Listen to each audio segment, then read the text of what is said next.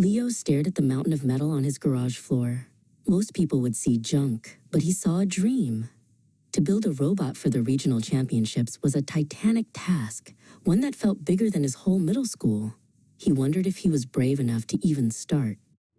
His best friend, Sam, walked in holding a neon green flyer. "The Megabot Regionals are in 3 weeks," he said, pointing to the date. They both looked at the flyer and then back at the pile of gears. It was going to take every ounce of their energy to be ready in time.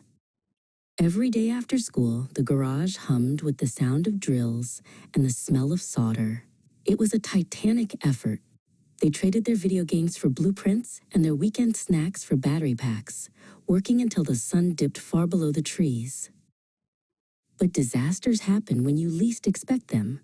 Just days before the competition, the robot's main lifting arm snapped with a loud, sickening crack. Leo sat on the oily floor, holding the broken piece of plastic and steel.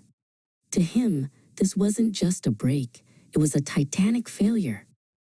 Sam didn't let him quit. He reached into his backpack and pulled out a new piece of reinforced steel he had saved. "We didn't come this far to stop now," Sam said firmly. He reached out a hand to help his friend up. Together, they prepared to pull an all-nighter. When they finally arrived at the competition arena, the noise was deafening. Leo felt smaller than he ever had before. The ceiling was incredibly high, and the bright stadium lights were blinding. It was a titanic stage for 2 boys and a robot made of scraps. In the booth next to theirs stood the defending champions.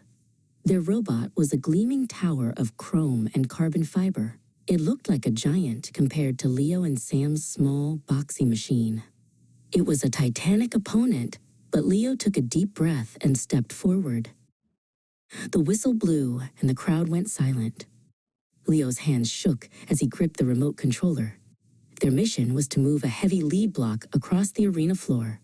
He watched the timer count down on the big screen, his heart thumping like a drum. Leo and Sam leaned over the arena railing, shouting as their robot groaned under the weight. It was a titanic struggle, with metal grinding against metal. Inch by inch, the heavy block began to slide toward the finish line as the crowd began to cheer.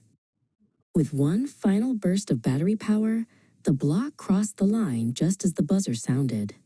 They hadn't just finished a project, they had conquered a mountain.